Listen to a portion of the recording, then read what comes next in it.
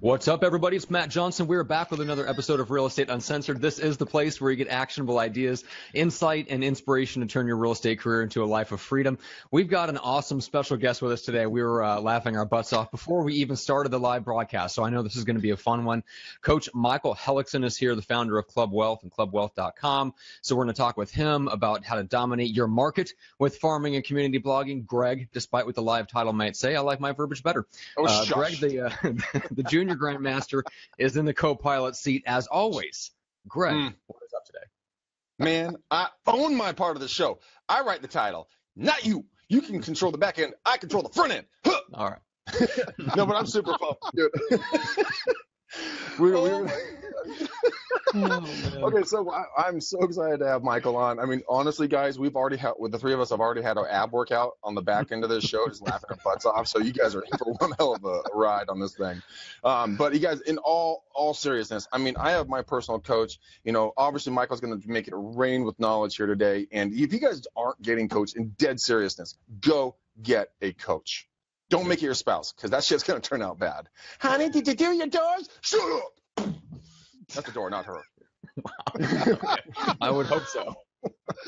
And oh my gosh. But guys, you really do need to get a coach in accountability. It is really an awesome thing, and you're going to get a lot of fun stuff. So welcome to the show. Johnson, back to you. I love it. Oh my gosh. This is it, you folks. This is exactly what happens when too much coffee and a 5-gallon Mountain Dew meet right there. That's right. Oh, I'm the too much coffee, and Greg's the 5 gallons of Mountain Dew. That's a pretty accurate description of our relationship, I think.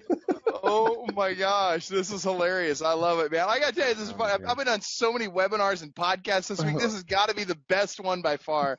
This is hilarious. It will be. Oh man. Okay, well let's speaking get into, of eating the wrong things, this is exactly what happens when you eat too many oranges. Apparently you turn orange. I don't know what's going on here. I don't know if this camera, too much sun. I'm not sure what happened here, but that's anyway. right. You just got back from Mexico or something. I don't know what's going on. You gotta get yourself a serious tan. All right. Well, man, this is what happens when middle-aged white guys spend too much time in the sun, man. Right? Yeah. Dude, I did that over the long holiday. I'm like, I'll take my pasty white ass down to the pool and put some color on it. Yeah, there wasn't color, man. It's like bright red. I'm like, oh shit. Yeah, back a little bit. That's what we do. We go from white to red, and then peel and go right back to white. Speak for yourself. All right, so Michael, fill people in real quick, just like a quick 30-second background on yourself, your bio, kind of who you are and what you do. Sure. So my name is Michael Hellickson. I've been selling real estate for, almost 25 years now. That makes me sound old. Whoa. Started when I was in high school, you guys. All right. It's okay. Right. I was 18 when I started. But, so, essentially my claim to fame is, I pretty consistently listed and sold over 100 homes a month for a long period of time, and was doing about $450,000 a month in gross commission income, working 12 days a month. So that worked out well. What's that? You think? I did a double take because Greg likes to work 12 days a week. You were taking more of the approach of working 12 days a month. I got a sign back here Greg needs to read. Can you see that? So I'll have to pull it down. It says no success. Oh, did I just mute me out? Oh, that was Greg muting his phone out. Yeah. Anyway. Long story short, our philosophy. So Club Wealth is our coaching company, and we coach agents all over the country, of course, and everything from brand new agents on up to 60 out of the top 200 agents in the country. And we've had a lot of great people as part of Club Wealth, and there's a lot of smart people there. But our philosophy, our core value statement is that no success in the world can compensate for failure in the home. And so we talk a lot about, this business chews through marriages, relationships, families, and you can't let it do that. And it's a choice. It really comes down to how bad do you really want to take care of your family? And it's not about more money. More money's easy. More money, we can make that happen all day long. More relationship, that's what matters. Yeah, and that means time. We need time with our families. So anyway, that's kind of my background. And so I'm just kind of here to share ideas and help out where I can.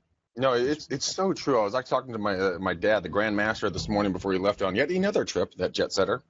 So glad that I could get some time with him. But Michael, he's like you, man. He's been in the business for 45 years, and he didn't take his health seriously. Thank God he always took the family seriously, right? But he didn't really take his health all that serious. And a couple of years ago, it was so stressful for him, he literally started bleeding from the eyes. And then Oh my after gosh. that, his retina detached from his eye because of the stress level he was under. And so at that point, we were like, okay, let's pump the brake, Big Papa, and you're going to need to take some time off and relax and everything else. So it's really, really imperative that you guys take care of yourselves, because this business is hard enough. You don't need to have a problem with your body to compound that, because your clients will beat the shit out of you no matter what. You might want to take care of yourself. Yeah. Johnson. No, you're right about that. You know, it's funny. There's a guy. Why was that directed at me? Thank you very much. I'm the one working on it every day. You stop it. That's awesome. There's a guy, Robert Allen, is a buddy of mine down in what's that? He's down by Del Mar there. I can't remember the name of the neighborhood. Really nice neighborhood down there. Anyway, he's a big info marketer, does a lot of speaking. He's friends with guys like Brian Tracy and all those guys. We were having a conversation one day about this, and Brian Tracy was actually, we were sitting there. It was Brian, Bob, myself, John Asraf. We're sitting around the table. And we're having lunch talking about, what do we do? How do we find that balance in our lives? And there's a couple of answers that really stuck out to me. Brian Tracy said it very simply. He said, a long time ago, my wife gave me a choice. I can, because I could be busy every day of the week, right? I could be teaching seminars every week, 7 days a week, all over and making buku bucks. But my wife told me, she says, you have a choice. You can do events 7 days a week, or you can stay married. You choose. It's easy, right? And so that was a pretty easy one for him. And Bob told me something that really hit me, and he was very serious when he said this. He says, Michael, the less I work, the more I make. Mm-hmm. And man, it really set me back. And I started thinking about that. And I thought, what does he really mean by that? Mm-hmm. And the fact of the matter is that you don't need to work 80 hours a week to make a great living. And when you work 80 hours a week, it's cliche, but you got to sharpen the saw once in a while. You got to unstring the bow once in a while. And if you don't do that, you're less effective.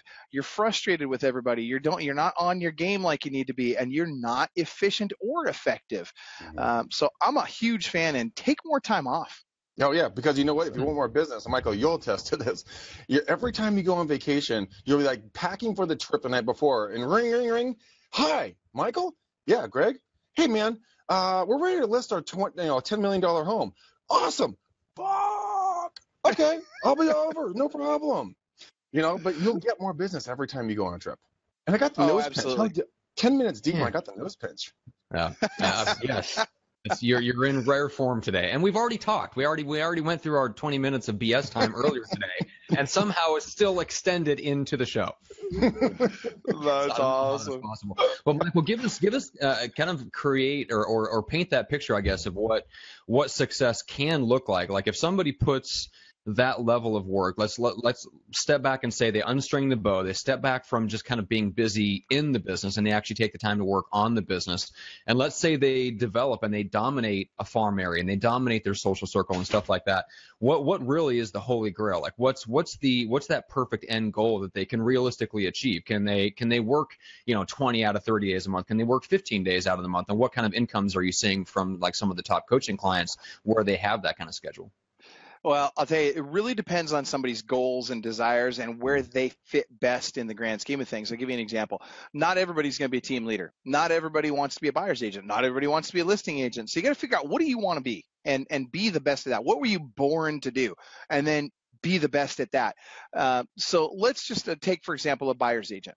If I'm a buyer's agent on a team, and by the way, we'll talk about Lone Ranger agent too, but if I'm a buyer's agent on a team, for example, I can very easily, and I say easily, very simply make, $150,000 to $400,000 a year with no expenses as a buyer agent on a team.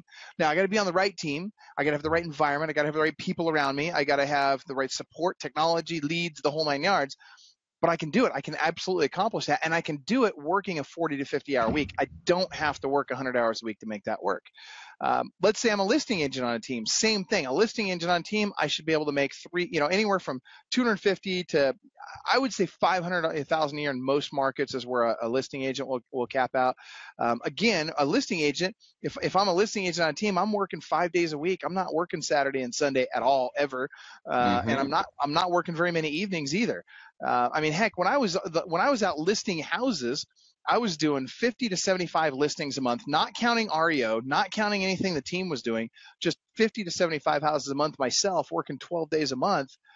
you can do that. It's possible, and people just have to think differently about it. The problem is that we show up to work and we do everything but work. We do all this busy stuff, right? I mean, it's true though, right? So true. So That true. is true. Unless is it Midori? Is that her name in the back Yeah. there? Unless I'm Midori. Now she works. She's a hustler. So She's a gangster. She's a real estate gangster for sure. she is. She does not screw around. So, but that being said, if I'm a team leader, here's the income potential for a team leader. And look, don't think that just because they make more money, you necessarily want to be a team leader, because there's a lot of risk involved in being a team leader. I mean, I could lose $20,000, $40,000, $50,000 in a month easily as a team leader. But what does the income potential look like, and what does that schedule look like? We have clients, multiple clients right now, who are what we call out of production. That means they literally do not work on their teams at all anymore. They don't go out and go on listing appointments or buyer appointments. They maybe put in an hour to 5 hours a week on their entire team, and they're taking home $1.5 million a year. That's very doable. You can accomplish that, but you have to approach it with that end in mind. It's like Napoleon Hill, right? Begin with the end in mind. Mm-hmm. Very true. So how do you? I mean, I know that's part of your secret sauce, but maybe not everyone wants to be the $1.5 million being a team leader. But for the beginning agents being, working with buyers, lowest hanging fruit, where's that starting point for them? I mean, how can they? I mean, they see that and this like, oh, $300,000, oh, hell yeah. How do they get there? I mean, well, I'd start with this. If I'm a brand new agent today, first thing I'm going to do, this go at it alone and start off as a brand new agent trying to do your own thing. That is not the solution. First thing I would do as a brand. Shut up, Johnson. We have, Michael, you don't know this, but we've had public arguments on the show about this exact topic. Are you serious? Yeah. Oh, that's hilarious. Well, and of course, me coming from like the team background, obviously, what am I going to say? I want to recommend that every new agent go join a team as quickly as humanly possible. And Greg, right. the Lone Ranger, supposedly, even though you've been on a team literally his entire career, somehow gives the opposite advice. I don't know why. Well, I'll tell you what, my best friend growing up gave me a call. His wife wanted to get into real estate, and it's a market I did not want to have an expansion team in this particular market. And, I love her to death, but not that much, right? Didn't want to be in that market. So what I told her is I said, no, she's wonderful. She's probably watching this right now. So Jessica, if you're watching this, love you to death. You're wonderful. All right. So check it out. So what I did was I told her, I said, go get me a list of every team in your market. Go find, I don't care what brand they're with, just find every team in your market and let's start analyzing every team in your market. We're going to narrow it down to the ones we want to interview. Then we're going to interview these teams and we're going to pick a team for you to be on. She got on team, was successful right out the gate. I can tell you, for every one of those stories, there's 100 stories of agents that go out and try and be the Lone Ranger and fail. Oh, sorry to let you down there, Greg. I totally thought I was going to be like, oh, gotcha, Johnson. No, not quite. Because here's the reality. If I do that plan, if I go out on that plan and I'm the Lone Ranger and I say, I'm going to go be on a team, guess what happens? They provide me with leads. They provide me with training. They provide me with, if they're doing things right, daily accountability. So they've got a daily huddle for a half hour a day where they're teaching, training, and holding me accountable. They've got meetings once a week. They've got call nights once a week. They've got team events. They've got support. They've got technology, systems, structure, help, everything I need to be successful. All I got to do is freaking show up. If I fail in that environment, it's me. It's my fault, right? It's definitely not the environment at that point. Anyway, can you tell I'm a little passionate about teams? Yeah, a little bit, yes. Yes. And you know what? Thank you, Michael. You can take up your friendship card and tear it up because now you have subjected me to a lifetime of bullshit from him. That's all right. I got Midori. I'm okay. I'm good. Still be my friend. I'll send her all my referrals. And she'd kill it for you. Oh, my God. I've heard that. Oh, my God. That's funny. It really is. All right. Well, I completely agree, and here's why. Now there are some people, and I think this is, Greg, where you come in. You have, for whatever reason, the self-leadership ability to create a structure for yourself and plug yourself into it.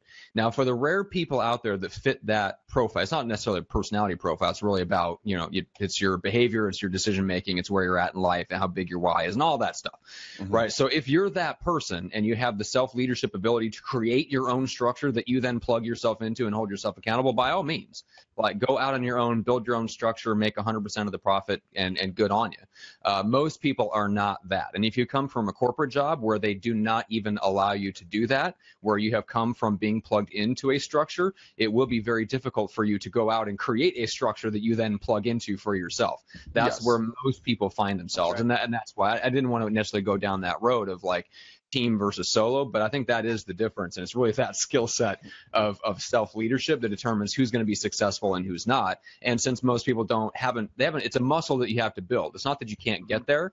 It's that is a muscle that most people have been allowed to atrophy over however many years of working in a corporate environment. Well, with that in mind, yes, but then that might be where we divide on our point of view, because from day one in business, it was kill or be killed. You screw up with a $25,000 mistake. So my mindset is I had to freaking make it work. There was no discussion. There was no support system. There was no one like, oh, it's okay, you screwed up. Just go on your merry way. It's like, no, dude, you just lost 25 grand. Mm-hmm. That sucks, doesn't it? Want to do that again? Oh, you don't? Oh, okay. Oh, good. That's how I learn. You know, see, I think in all fairness to the audience, I think we got to call it what it is. I think really deep down, all of us believe in teams. I think Greg just drew the short straw and had to debate the other side because we needed a point counterpoint. So, I mean, let's call it what it is. I wish that was true.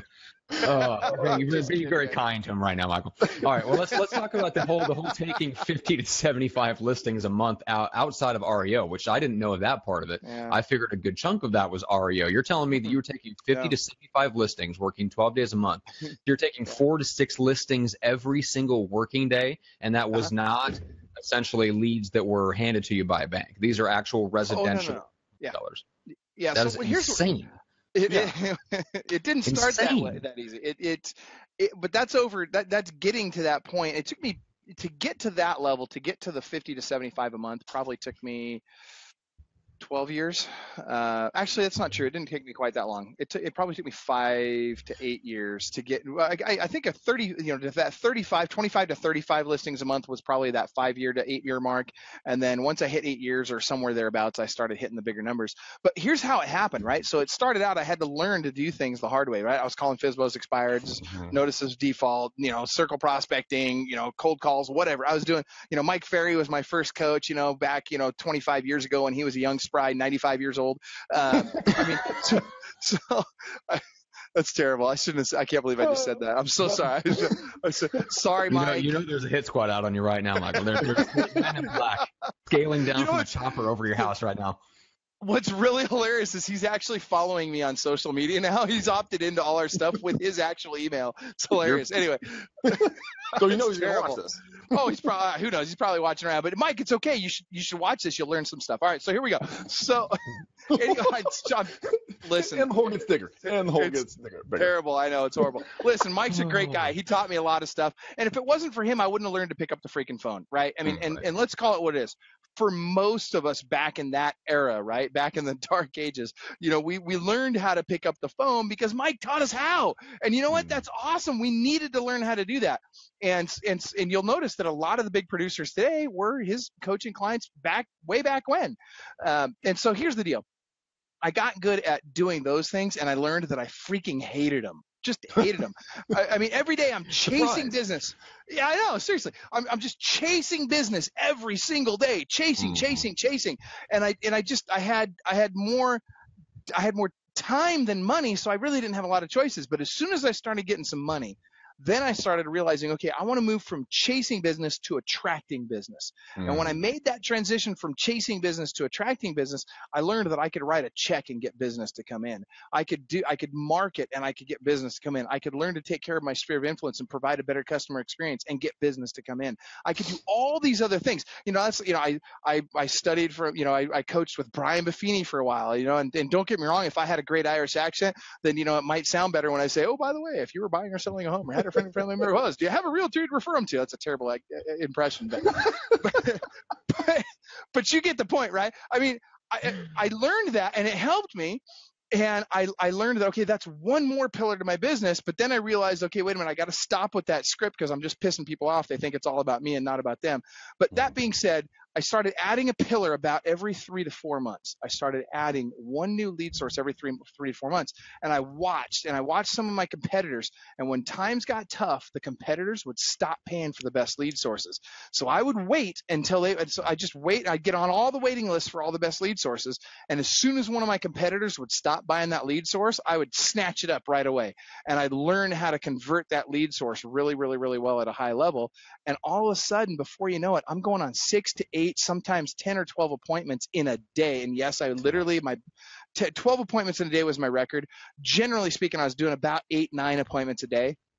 And when you go on that many appointments, you get really good at going on appointments. And I just would follow my checklist. And in fact, I'd be happy to give that out if you guys want. But I have a 44-point checklist. I'd follow my checklist and I'd get the listing 93% of the time. And it just, eventually I could do that in 12 days a month, make a great living and not have to worry about cold calling. And so literally in the last 15 years of my career, I didn't call a single FSBO or expired, not one. So anyway, there you go. So 12 in one day, I mean, that's literally like 1 an hour if you're working a 12-hour day, or two every hour. So I'd start at 7 o'clock in the morning. So on my 4 days a week, I'd start, my first appointment would be between 7 and 8 o'clock sometimes. So I'd either be at 7 or at 8, and I would go till 10 or 11 o'clock at night. And I do that 4 days a week, and I'd take the rest of the week off, and I'd take 1 week a month off. So. Good Lord, brute! Yeah. I mean, beast status. That is beast mode. that is a lot of time. Greg, you and I talk a lot. I don't know that we've talked from 7 in the morning to 11 at night. At least no. No. Okay, you think that's bad. Here's the hardest part. I shouldn't say hard. Okay. Here's the crazy part. This will probably freak you out even more. Literally, what I did was, because remember, I didn't have to make any lead generation calls anymore because my lead generation was on autopilot now. So now what I did was I made 115 to 125 follow-up calls from the car in between appointments each day. That's how I did it. Well, that's how you get so many listings. I mean, you literally didn't leave any air between anything you were doing. There was nothing. It was straight up beast mode, just rocking and rolling. You had a goal in mind, and nothing was going to get between you and your goal. So to have that level of dedication, you had to have had a big why. You had to have a driver or something. It wasn't like, well, I feel like kicking my own ass for a couple of years. Let's do this. So what was that? What was that catalyst? That fire starter? Because good Lord, you had one. I'm married. Let's call it what it is, man.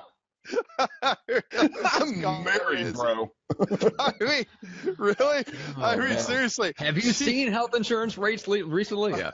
Dude, if you'd met my wife, you would know that there's no screwing around at my house. It's get it done. It's what have you done for me today? Oh yeah, no. Here's the reality. I grew up broke. I mean, rolling pennies for gas broke, searching the freaking couch for gas money broke.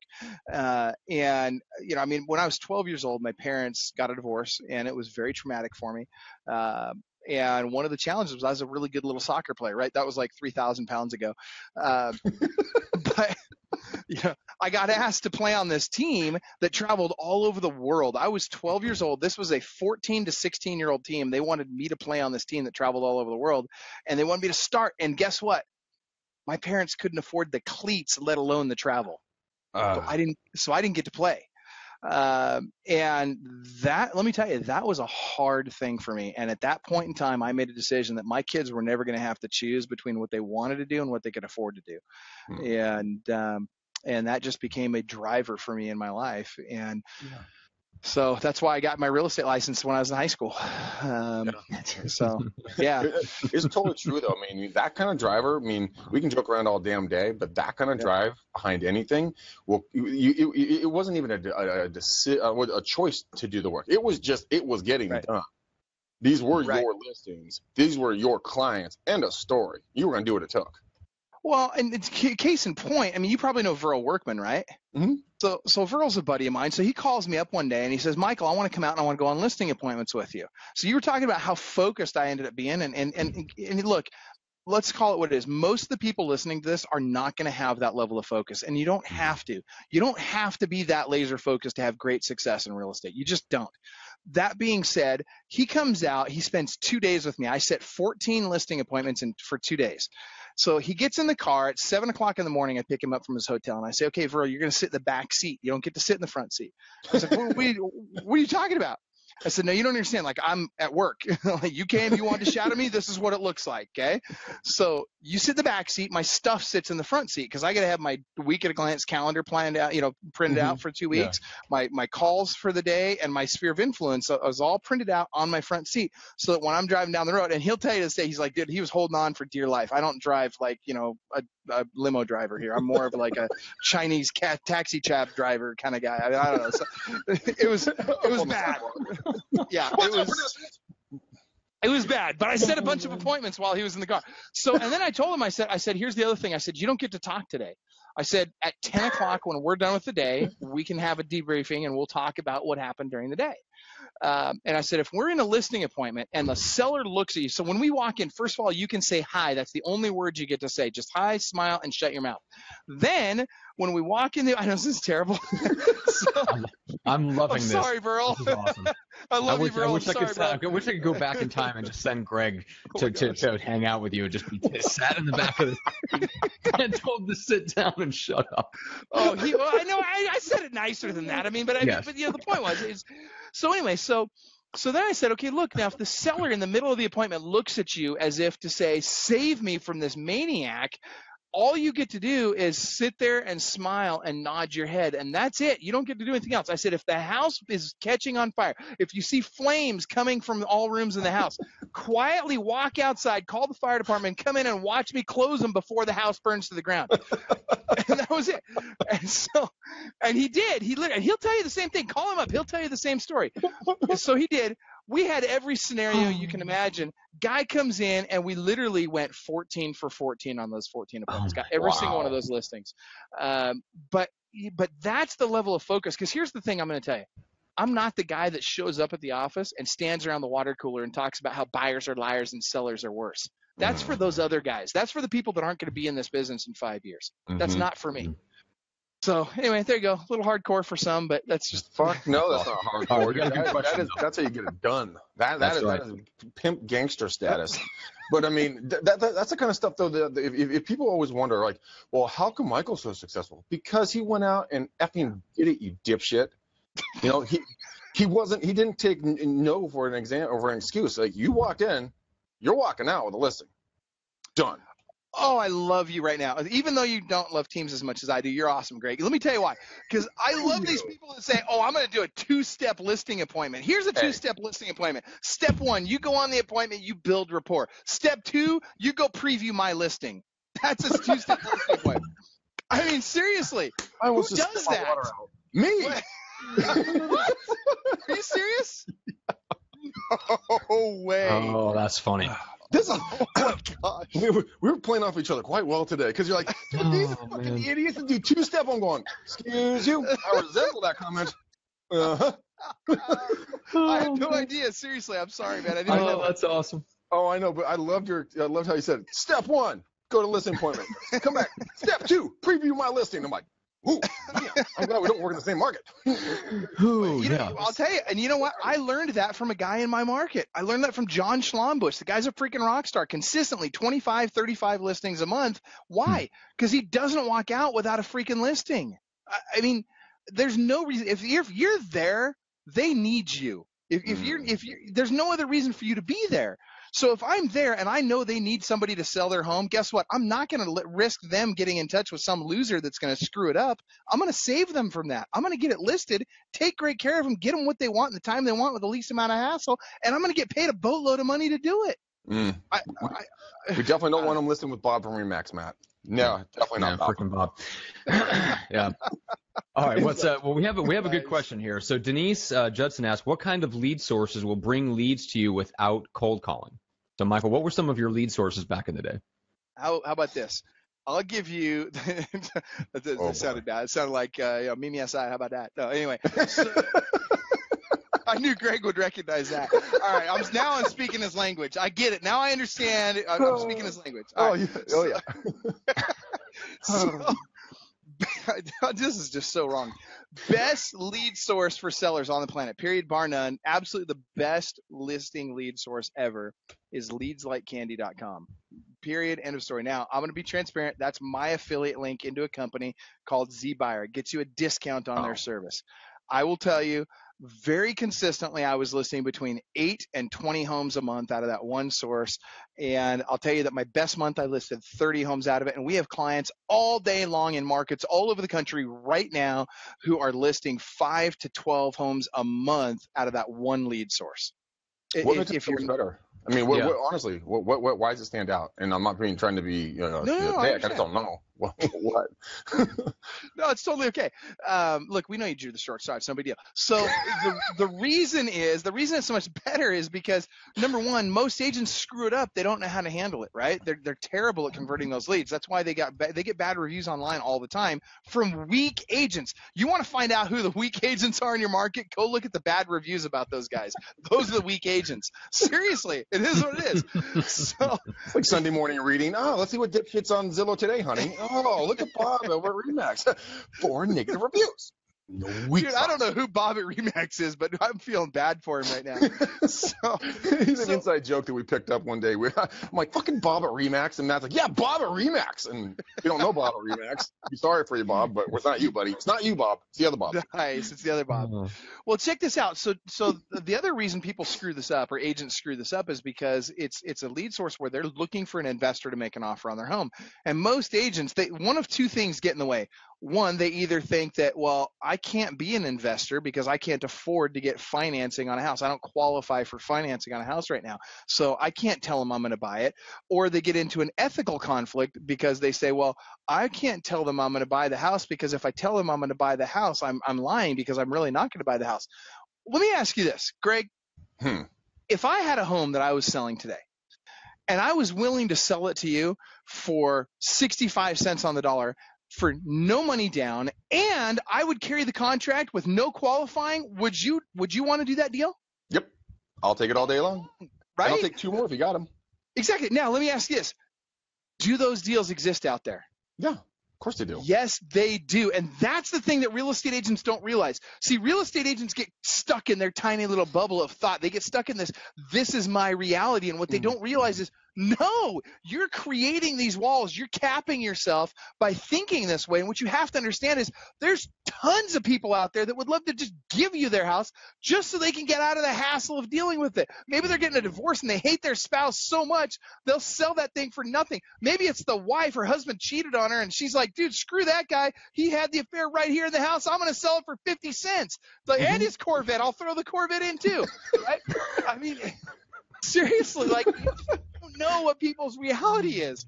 Yeah. So you've got to approach them differently. But anyway, great lead source. No, it's totally true. I mean, anyways, go buy it. Divorce and Corvettes are in your future. I love people that call the divorce filings from Revo Gateway, right? They call them up. They're like, so I hear you're going to be single soon. Whatever. All right. There's more than one lead gen strategy. Dude, we were talking to we had Revo on our show, and I get the divorce filings.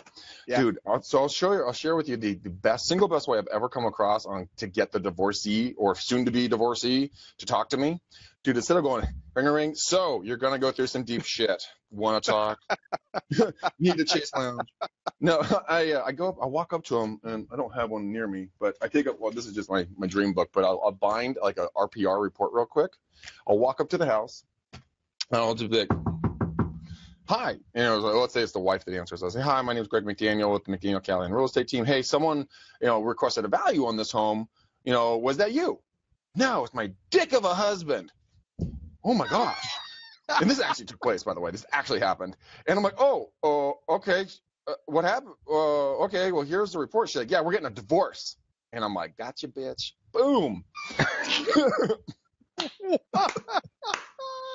Dude, it was the easiest in every single time. You just played dumb agent. Like, oh, really? Someone must have, geez, oh, well, here's the report. You interested? Thinking about selling? I know you are. It's called splitting the assets. Okay? That's what it's called. Oh my gosh. But it's easy, man. It's fun. It's fun to go talk to those people. And you're right. If you expand your scope of reality, your reality will change. And absolutely. I mean, I'm talking with a guy named Marco out of San Diego, and he and I are going to start working a bunch of divorces or whatever, distressed properties here in the Oakland, Berkeley area. And he's like, dude, we're going to take this thing. We're going to either wholesale them out to investors, or we're going to, I'll put money in, we'll flip them, and you sell them. I'm like, okay. And that, and my reality changed. I'm like, I've never really wholesaled any properties. I'm like, fuck it, I'm in. I'm a Huckleberry. If there's money, I'm in.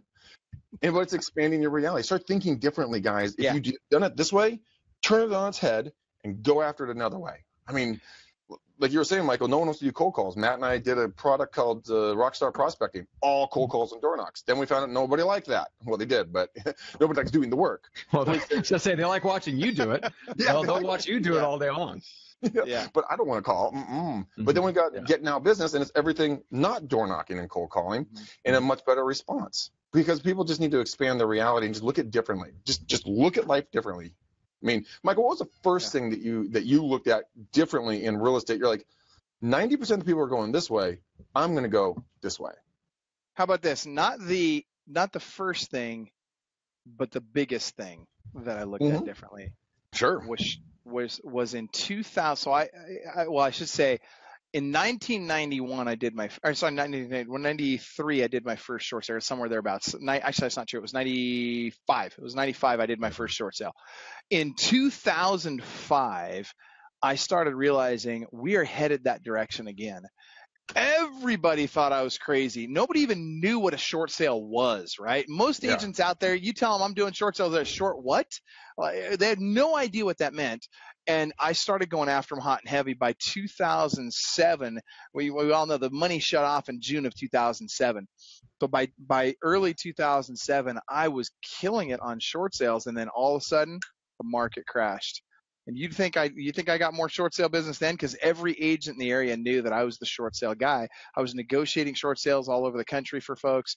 We were doing them in our market, and all of a sudden the referrals just started pouring in 2007, 2008, 2009, and we just killed it. And it was because and literally everybody thought I was stupid for doing it. Why would I want to do a short sale when I can go list a luxury home? Well, let me tell you why. Because for every one of your luxury transactions you do, I'm going to do 50 short sales. And my sign's going to stay in the yard not for 30 or 60 or 90 days. My sign's going to stay in the yard for 3 to 4 freaking years. And I'm going to get sign calls out of that thing every freaking week. I'm going to get 1.5 to 2.5 sign calls from it. They don't care that it's a short. They don't even know that it's short. They don't care if it's priced right, not priced right. They don't care. They're calling me, and I'm selling them a house. And before long, I kid you not, I had 750 listings at one time. And let me tell you something. When you have 750 listings, you can't operate in that market. Other agents can't operate in that market without dealing with your stuff. Not possible. No, it's like the oxygen everyone else breathes. Good Lord, dude. Yeah, no kidding. I mean, how do you handle 750 listings, though? I mean, how big was the team? Yeah, I was going to say, how big did you scale up, Michael? We had 44 people on the team, of which 12 to 18 at any given time were agents. And so we'd scale between 44 and 49, 50, somewhere in that range. But generally speaking, we're at 44 with 12 agents. And so that's one of the reasons why we became a target for a lot of folks. And that's one of the things you got to watch out for those of you that do decide to scale up. You got to be careful, because if you scale up too quickly and you don't match the customer service, and I'm talking about customer service to the agents, forget about the clients. You obviously have to serve them. But you got to treat your agents like clients as well. And I'm talking about, cooperating agents. Yeah, that's right.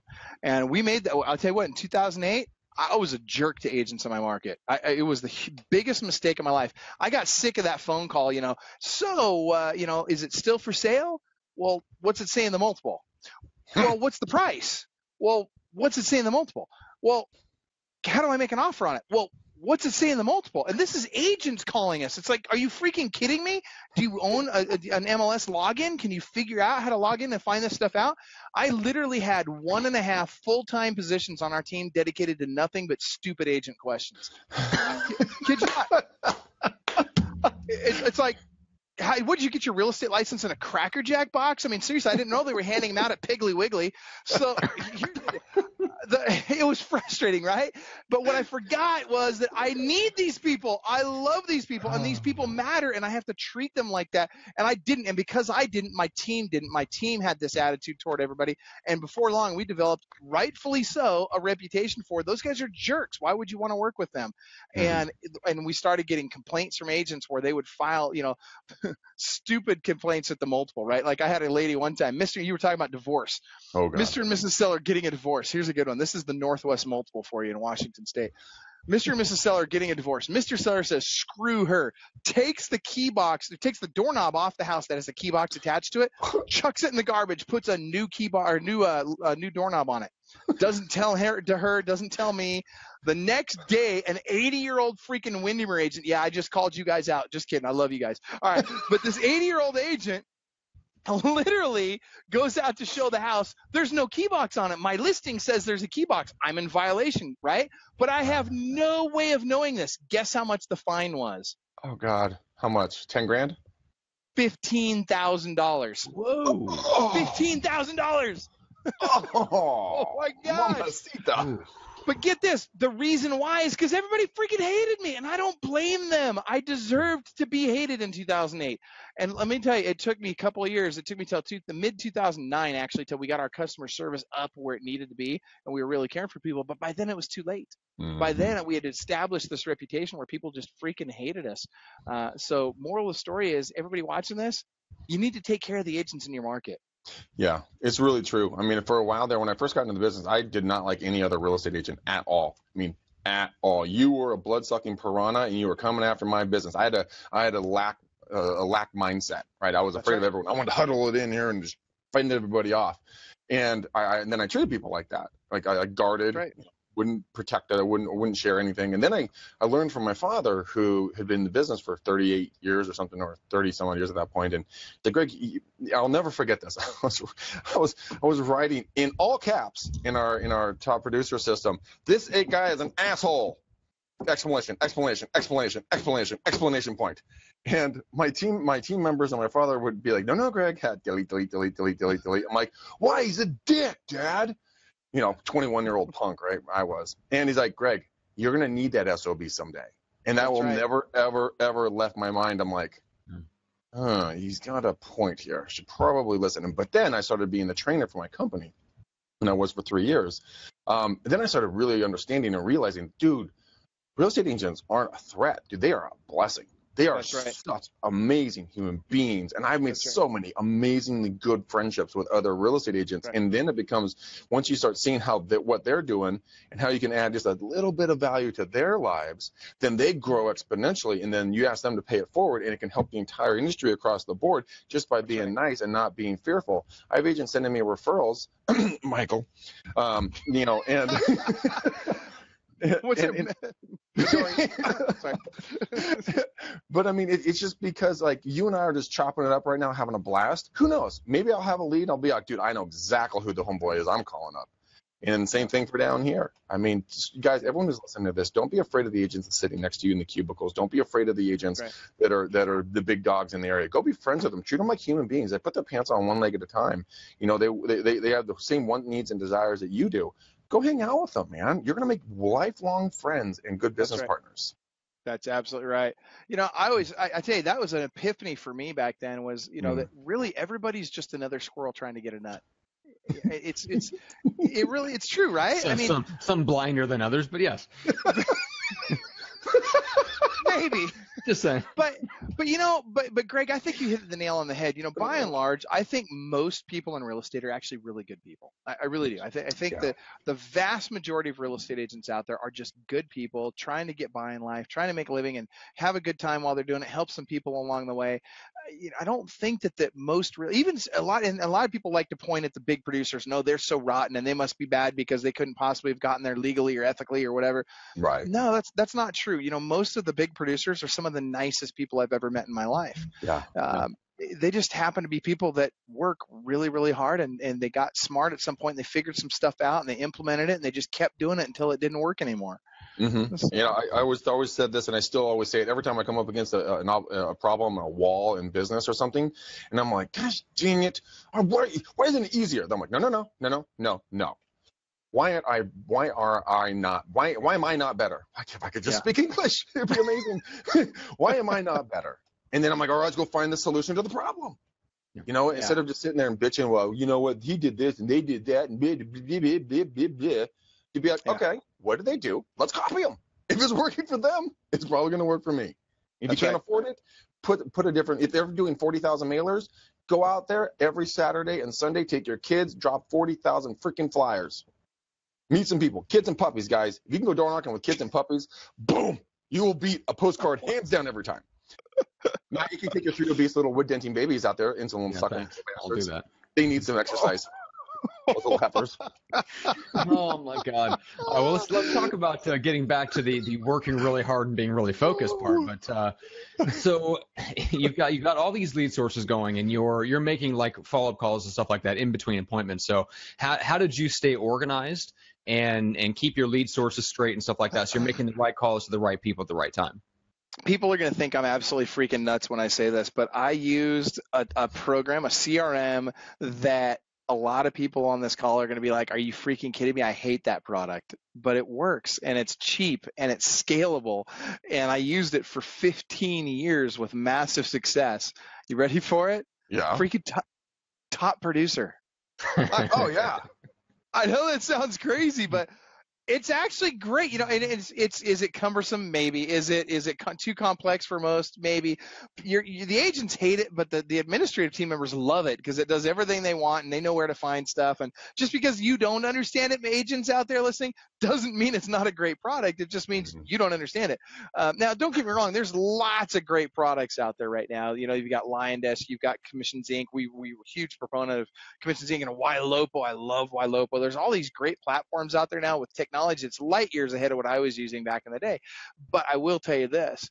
It doesn't take ridiculously powerful technology to make a ridiculous amount of money. What it takes is something that will do some very simple things for you. One, got to be able to keep track of all the people in your database. Got to know who they are and what category they fall into. Is this an A, B, C, D client? A plus client is a client that's done multiple transactions, multiple referrals. A client is a client that's done at least a transaction or a referral. A B client is, I'm pretty sure if I taught them how and reminded them, they'd send me a transaction or referral. A C client is everybody that dumps into your database, and a D client, those are the ding dongs, right? And I know Greg probably has a different word for those, but I'm going to call them the ding dongs. I think they're called the F clients. Let's just call it that. It's a little further down the alphabet, but it's close. Nice. But you got to track them, right? You got to know who they are, because if you don't leave them in your database and mark them down as this is somebody I don't want to deal with, then guess what? They sneak back into your database and they screw up your life again. I hate it when they do that. I know, seriously. Anyway, so that's part of it. And then, you got to have another thing you got to build is you got to have a next follow-up date. I always want my next follow-up date in there. The next thing is I want to make sure that I can print out all my calls for the day. And this is old school, and people freak out when I say this. Oh, but Michael, we've got an app for it now, and blah, blah, blah. You know what? It takes extra time to use the app. I don't care what platform you're talking about. It's not as fast as just doing it by hand really quick as you're driving down the road or whatever you're doing. And I don't get in an accident, but you get what I'm saying. So by keeping it super simple, I was able to power through a ton of calls. I would come back to my office. I would hand off my paperwork to my assistant. And by the way, if you don't have an assistant, you freaking are one. So I'd hand my so I would hand that off to my assistant, and she inputs the notes into the system, and she prints out my calls for the next day and my calendar for the next 2 weeks. And that just keeps me hyper efficient as opposed to hyperactive. Just saying. Yeah. My dad would drive around, and Matt and I, we always joke about how I have all my yellow pads. I learned it from my father because he would have just stacks of notepads, and it wasn't just random notes. It was all clients with phone numbers. He would sit there at stoplights, just like you. Flip through them, call them, check them off, do his little thing, Mom. But he would on calls, constantly on calls. I mean, nonstop on calls. Now, Mojo has an app that you can do triple line dialing from the road. If you're going from appointment to appointment, if you want to do it Michael did on steroids, get the app. It interfaces directly with Top Producer. You can take the lead, put the notes in with voice text. Bam, drop it into your top producer. Your assistant back at the office can check it, every 30 minutes or whatever, every hour. Assign different leads, assign tasks, and then put them in your follow-up campaigns. Top producer, they have a follow-up guys called Follow-Up Coach. It gives you 5 people right in front of you with their information on what you need to talk to them about. It is brain-numbingly simple for you guys to be just ass-kicking little, ninja real estate agents out there. But you don't want to do it because you'd rather listen to the dipshit DJ play the stupid fucking pop song, 900th time, which you're like, oh, why is it so catchy? You're like, well, because you're not making money. Damn. That's right. You'd rather hear somebody talk about all the money they've got than go make your own. It cracks me up. I mean, Matt seriously, loves, it's not hard. I was just saying, Matt loves Taylor Swift. He hums along to her songs every time I'm in the car with him. Oh yeah, who doesn't? No, Hey, dude, don't worry. Look, second only to your favorite there, Greg, Celine Dion. Come on, let's call it what it is. Come on, who doesn't love her? I mean, every time I'm in Vegas, I got to get to catch the show. The queen of unitards. Oh my God, it's the queen of. Did you say the queen of unitards? Oh my gosh. Please do not ever put that visual in my mind ever again. That was horrible. I'm going to have nightmares tonight thanks to you. Oh, my gosh. Seriously. Way to screw me up all week long. All right. So here's the deal. You guys, you got to pick up the freaking phone, right? I mean, this is a voice-to-voice and face-to-face business. Now, that being said, I'm all about technology. I'm all about things like video text, for example. You can increase your conversion rates by 50% by using video text. That's an easy thing to do. I'm also really tenacious about follow-up. First of all, you get 30 seconds to get to a lead. If it's an online lead comes in, you literally have 30 seconds to contact them, or it's too late.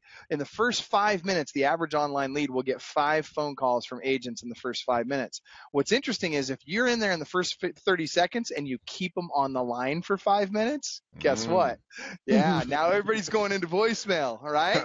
So I'm liking that. So then you got to have your tenacity, right? So we have a lead follow-up strategy that's very simple. It's 3 times a day for the first 3 days, 3 times a week for the next 3 weeks, and 3 times a month for the next 3 months. Now, that's not just calls. That's call, email, text, voicemail, call, email, text, and video text.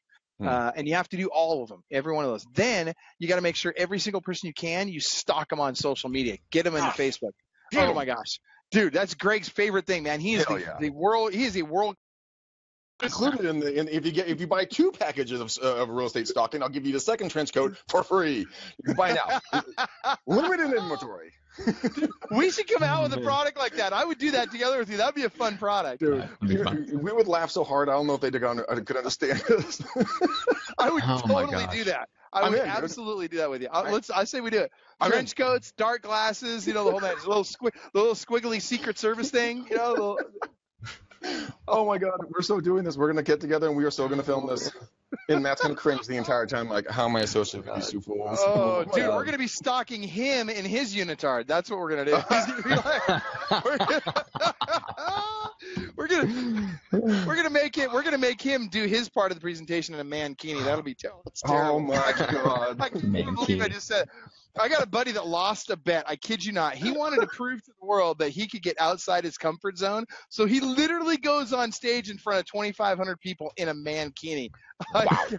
Presents for an hour in a mankini. I couldn't believe it. Oh my gosh. Oh my God. Bright yellow. Oh, it's terrible. Oh. I gotta see what being terrible. Oh yeah, man. This just took a turn for the worse. Okay, let's go back. Somewhere Freddie Mercury is wondering where that guy bought it from his garage sale. Yeah, seriously. All right. Oh, so man. somebody asked earlier what the hell we're doing on this thing, trying to figure out what are we selling. Nothing. So I don't know what they're ignoring. It's all across the bottom of all of our stuff. Go to clubwealth.com and guys, they should go. So first of all, they should go to clubwealth.com and check that out. All the information on your coaching and all that good stuff is there. But then tell us a little bit about the Facebook group and what goes on there.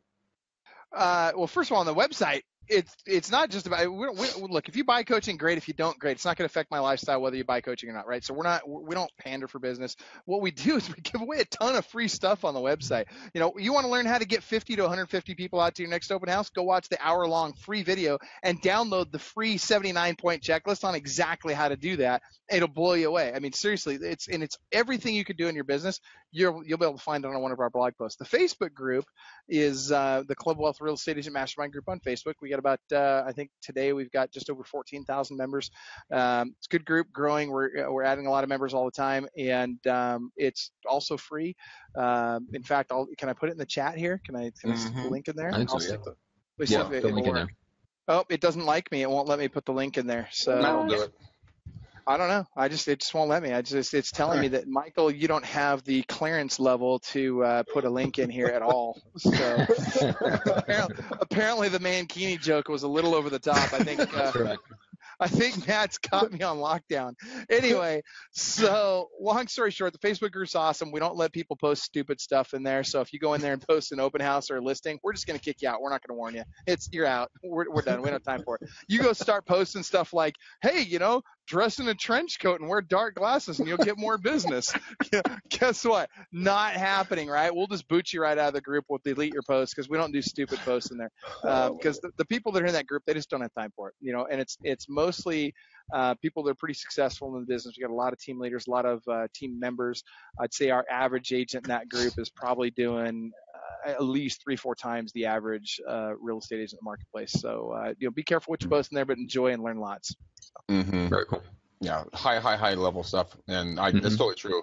Don't waste, if you want to get ahead, guys, and you want to talk to top agents, don't waste their time.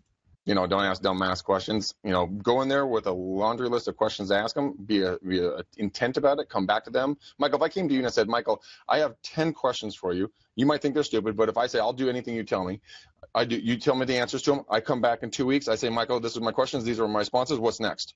Would you spend more time with me, even if you thought they were dumb questions? It depends. It depends on if you did what I told you to do last time or not. Oh, yes, I did. I did do it, yeah. Okay, yeah, as long as you did it, as long as you followed my advice, then yeah, I'll help you out. Absolutely. I'm happy to do it. The thing that drives me nuts is when you come to me and we'll do a strategy session for anybody, right? If you want to do a strategy session with one of our coaches, not a sales guy, but a coach that does a lot more business than you do, so regardless of what level you're at in the business, we have somebody in Club Wealth that produces at a higher level that's one of our coaches. And they will literally sit down with you for an hour and they'll do a free strategy session with you. Well, if you're going to do a strategy session with a guy that makes $2, $3, $4 million a year, don't you think you should take his advice? Mm-hmm. I mean, if I'm brand new in the business, the worst thing that I can start doing is taking advice from everybody. And that's what most of the people do. Everybody has an opinion, and the most expensive advice is the free kind, right? So stop taking advice from morons. And that's wrong. I got to be nice. Stop taking advice. You've got me on a roll, Greg. I don't know what's going on. So, well-meaning people that don't do a lot of business. Yes. Correct. Thank you for that. That's right. So, but you can't take advice from those folks. And if you haven't been to Mount Everest, I'm not taking your advice on how to climb it. It's not happening. Yeah. So. Why am I the culprit, by the way? I don't know if this smoke is fire. I'll put it this way. We in Club Wealth, if you were on our stage, for example, we do our big event every year, or 2 of them a year. If you were on one of our stages, we literally have a cuss jar on stage, and it's $100 for every word. Let me tell you something, dude. You might as well just write a check. I know, seriously. Yeah. You'll be like Brian Curtis. You'll be like, can I just pay in advance? How does $5,000 look like? Okay, there we go. Well, we're off to $5,000 looks like I need a about 3 bigger minutes of you silver on metallic stage. briefcase. Hang on. Let me get my assistant that's handcuffed to this briefcase to bring this money in for you. Hold on, Loomis is pulling up right now. That's right. Exactly. I seriously, my cheeks hurt. My cheeks seriously hurt. Matt, we are at Bingo, mi amigo. We are at Bingo. Right on. Oh, okay. Guys, get wealth. No, you got me thinking about wealth. Get business now. Get business now. We'll put the link in here in a minute, guys. It's our class. We are going to be starting next Monday, June 5th. We have limited space. We are getting our increases for our signups are happening now. So if you guys want to be a part of Get Now business, learn how to do prospecting without door knocking, without cold calling, guys, please, for the love of your pocketbook, sign up. I mean, it's $297 one time to get a recording, of everything that we go over and access to me and Matt after the thing. Matt likes to talk late into the night, so you can call him generally after 10 p.m. He'll pick up. But it is a lot of fun, guys. And we do it Monday mornings at 9 a.m. Mm-hmm. And just go take a look at it. Follow. I was gonna say stalk me, but just follow me on Facebook. Follow Matt on Facebook. Stalk Michael. And guys, just come hang out with us. It's a lot of fun. We love having you guys here. Everything, Michael and I, we're sitting here laughing, chopping it up. Matt, we're all having a great time. But we do this stuff because we love you guys. We wouldn't spend our time on these calls, on these videos, on anything else if we didn't truly love you and want to see you succeed. So reach out to Michael for coaching. You can obviously tell the guy has done a shit ton of business. He can probably get you to where you want to go. And you know what? Matt and I, we want to help you get to that first step. So either way, guys, reach out to us follow us all on Facebook. Reach out to Michael for coaching. Reach out for me and Matt if we can ever do anything more for you, because we want to see you guys live the life of your dreams. No joking around about that part. Yep, absolutely. Matt, what do we have on the show, buddy?